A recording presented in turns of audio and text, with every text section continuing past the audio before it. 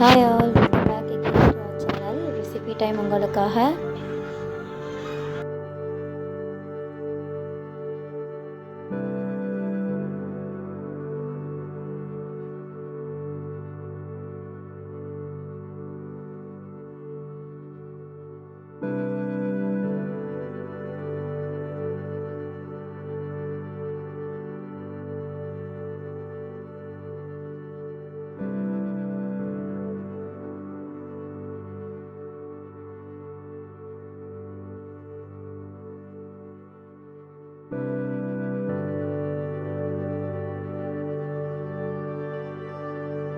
So ஒரு புது அட்மாஸ்பியரில் வந்து உங்கள் எல்லோரையும் நான் சந்திக்கிறேன். அண்டு சிம்பிள் ரொட்டீன் தான் இன்றைக்கி நம்ம பார்க்க போகிறோம். ஸோ மார்னிங் என்னோடய husband duty கிளம்புவாங்க.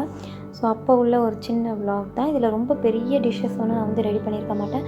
Just tea and dosa, அதுக்கு சைட் டிஷ்ஷாக 2 சட்னி ரெசிபி பண்ணியிருக்கேன். ஸோ ஃபர்ஸ்ட் வந்து நான் வந்து டீ போடுறதுக்கு பாலை நல்லா சூடு பண்ணிவிட்டு அதை ஃபஸ்ட்டு ரெடி பண்ணிடலாம் அப்படின்னு போட்டிருக்கேன். அண்ட் இப்போ நம்ம தோசை பண்ணுறதுக்கு நம்ம வந்து 2 சட்னி மேக் பண்ணணும் இல்லையா. இப்போ நான் ஆக்சுவலி தோசாமே பண்ணிடுவேன். அண்டு கோகனட் சட்னிக்கு மட்டும் ஃபஸ்ட் ரெடி பண்ணிவிட்டு அதை ஃபஸ்ட் செஞ்சிடுறேன்.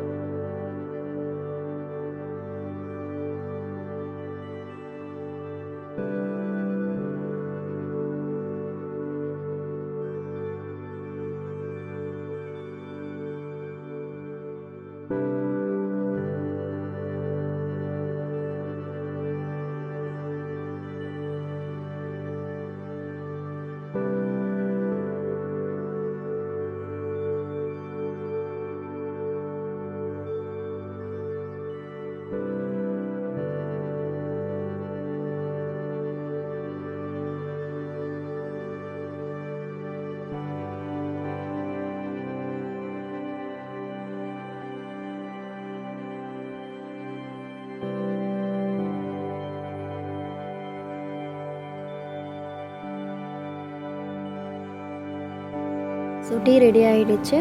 இப்போ நம்ம வந்து சட்னி பண்ணுறதுக்கு ஃபர்ஸ்ட் நம்ம வந்து கோகனட் சட்னி ஃபஸ்ட் பண்ணிடலாம். ஏன்னா டொமேட்டோ சட்னிக்கு வந்து நம்ம நிறைய அது வந்து எண்ணெயில் போட்டு டொமேட்டோ அண்டு வெங்காயத்தெலாம் இது பண்ணணும் இல்லையா. அதனால் ஃபஸ்ட் நான் வந்து 1 கப் தேங்காய் எடுத்துகிட்டு அதில் வந்து நான் வந்து இன்க்ரீடியன்ஸ் கீழே கொடுத்துருக்கேன். Onion, chilli, garlic, coriander leaves and salt இது எல்லாமே போட்டு நல்லா கொஞ்சமாக தண்ணி விட்டு அதை நீங்கள் வந்து நல்லா மை போல் அரைச்சிக்கோங்க.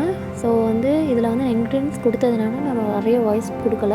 ஸோ டொமேட்டோ சட்னிக்கு வந்து நான் வந்து இன்க்ரீடியன்ஸ் கொடுத்துருக்க மாட்டேன். ஸோ அதுக்கு வந்து வாய்ஸில் வந்து நான் வந்து உங்ககிட்ட நான் இன்க்ரீடியன்ஸ் ஷேர் பண்ணேன்.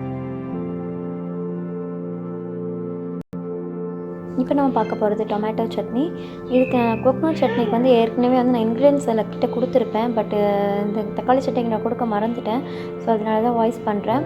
ஸோ 1 தக்காளி நல்ல பெரிய தக்காளி எடுத்துக்கோங்க. அண்ட் ஹாஃப் ஆனியன் எடுத்து அதை நல்லா குட்டி குட்டியாக சாப் பண்ணி நீங்கள் எண்ணெயில் கொஞ்சம் நேரம் வதங்க விட்டுக்கோங்க. உப்பு கொஞ்சம் லைட்டாக போட்டு அண்ட் அதில் வந்து இன்னொரு வந்து 4 பச்சை மிளகாய் ரெட் கலர் சில்லி இருக்கு இல்லையா, காஞ்ச மிளகாய், அதை எடுத்துக்கோங்க. அதை எடுத்து கொஞ்சம் லைட்டாக எண்ணெயில் வதக்கி வச்சுக்கோங்க. அதையும் இப்போ நம்ம தக்காளியோடு சேர்த்து ஆட் பண்ணி தனியாக எடுத்து வச்சுருக்கோம். இப்போ நம்ம இதை வந்து நல்லா பேஸ்ட்டாக வந்து அரைக்க போகிறோம் சட்னிக்கு. அண்ட் நீங்கள் மோஸ்ட்லி வந்து இதில் வந்து தேங்காய் ஆட் பண்ணணும் அப்படின்னா நீங்கள் ஆட் பண்ணிக்கலாம். நான் வந்து கோகனட் சட்னி நம்ம ரெடி பண்ணோம் இல்லையா, அதே மிக்ஸி ஜாரில் இதை நான் பண்ணுறேன்.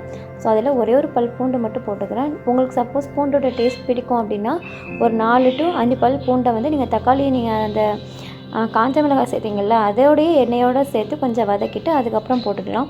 பட் எனக்கு வந்து இந்த இதில் பூண்டோட டேஸ்ட் வந்து அதை விட எனக்கு வந்து இப்படி 1 பல் இல்லை 2 பல் மட்டும் இதில் நான் ஆட் பண்ணியிருக்கேன். அண்ட் இந்த மாதிரி தக்காளி சட்னியும் ரெடி ஆகிடுச்சு. ஸோ இப்போ நம்ம வந்து இந்த தக்காளி சட்னி அண்டு கோகனட் சட்னிக்கு வந்து தாளிக்கிறது மட்டும் தாளிசத்தை பண்ணி ஊற்றிடலாம். அண்ட் தோசைக்கு 2 சட்னியும் ரெடி ஆயிடும்.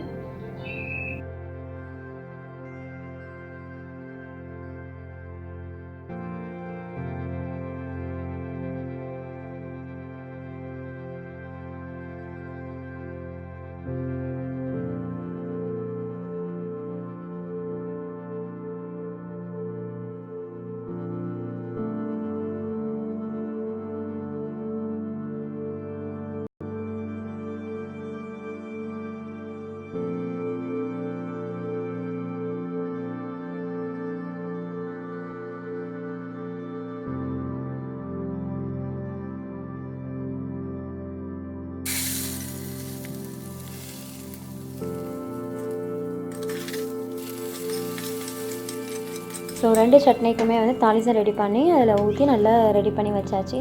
ஸோ 2 சட்னியுமே நல்லா சுட சுட நல்லா ரெடியாக இருக்குது. அண்ட் இதோட சேர்த்து தோசையோடு சேர்த்து இந்த 2யுமே வந்து பரிமாறிடலாம். அண்ட் இன்னொன்று என்னென்னா, என்னுடைய ஹஸ்பண்ட்க்கு வந்து நான் வந்து எக் தோசை ஒன்று ட்ரை பண்ணேன். ஸோ அது ரொம்ப சிம்பிள் தான். சும்மா எக்கை மட்டும் உடச்சி ஊற்றி லைட்டாக பெப்பர் ப்ளஸ் சால்ட் போட்டு நான் ட்ரை பண்ணேன். அது வந்து ஆக்சுவலி உங்களுக்கு வீடியோ எடுத்து போஸ்ட் பண்ணல. பட் அதனுடைய இமேஜ் வந்து இதில் வந்து உங்களுக்கு காமிச்சிருக்கேன். ஸோ இந்த வீடியோ உங்களுக்கு பிடிச்சிருந்தால் லைக் பண்ணுங்கள், ஷேர் பண்ணுங்கள் அண்ட் மறக்காமல் நம்மளோட சேனலுக்கு சப்ஸ்கிரைப் பண்ணுங்கள்.